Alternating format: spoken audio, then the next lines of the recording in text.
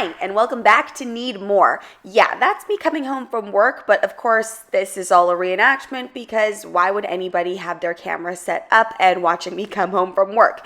I generally start off by washing my hands when I get back, and my lips are always so dry. I don't know if it's the school environment or what, but I always need my chapstick. Then I go ahead and I put my hair up into a classic messy bun if I am baking, cake decorating, cookie decorating, or just making dinner in general, then this is what I do. So while I'm simultaneously making dinner, it's the beginning of the week, so I have to make all of the breakfast sandwiches. Now, normally I would do this on a Sunday so that I'm just kind of relaxed and doing this and not doing so many things at the same time. But in this particular instance, I've been away, so I've got to play a little game of catch up. So I do online grocery pickup, which is just such a time saver. And I also find that I mindfully purchase things because I'm not just grabbing things and putting them in the cart. It also saves me the trouble of having to get all the kids out of the car and then back in the car, then plus the groceries. But the only downside is I don't always get what I've asked for. So I never really plan out exactly how many things I'm going to make. I just know that it needs to last me a couple weeks. So I always start with cooking the bacon first because I'm going to be using that to cook the eggs later. So I place the bacon on a half sheet pan with some parchment, always just to save your pan, and then I do that at 400 degrees Fahrenheit for about 20 minutes or so. Now, if you like your bacon really crispy, you can go for longer, but keep in mind that because I'm freezing these sandwiches afterwards, it is going to get toasted up again later on. So I like to kind of underbake my bacon just a little bit because it's going to get re-crisped in the toaster oven later.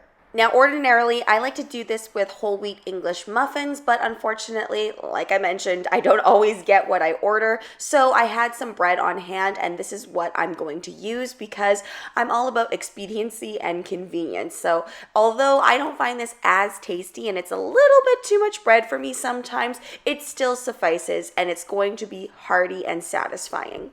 I like to go for the pre-sliced cheese, but you're more than welcome to cut it straight off the block. And then I like to go ahead and add a little bit of turkey breast in there as well. I just love that added protein. It really helps keep me full all the way until lunch. Now you'll see here that my bacon is not super cooked yet, but I like to flip it about halfway through its cooking time, maybe even sometimes 3/4 of the way, just so that it gets a really nice even bake on there.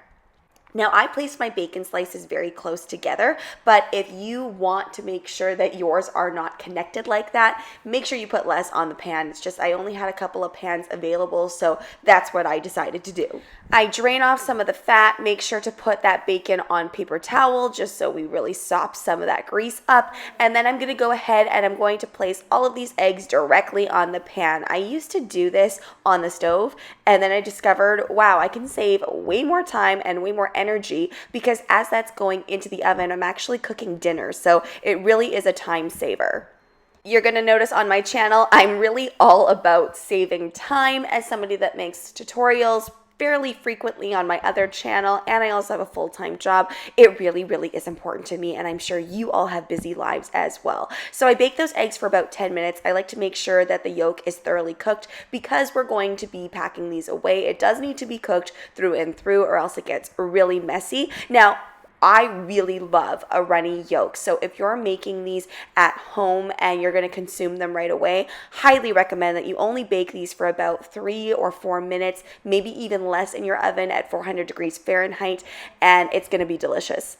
Then I like to go ahead with some everything bagel seasoning, though that part is definitely not necessary. It adds just a little bit of texture to it. Now, what I like to do is I like to leave the sandwiches cooling until it kind of gets to at least room temperature. This is because I found when I packed them away and put them in the freezer, sometimes they would end up getting really, really freezer burnt, obviously because of the condensation and it's creating moisture. So I let them cool off, then I pack them away in the freezer, and these are good for like 2 to 3 weeks in your freezer. My husband always gets them ready for us in the morning, so he opens them up so they're open-faced in our toaster oven. They get nice and toasty and the cheese is perfectly melted, and it's such a savory, delicious sandwich that I love having pretty much every day of the week. Subscribe if you need more, and I'll see you in the next one. Bye!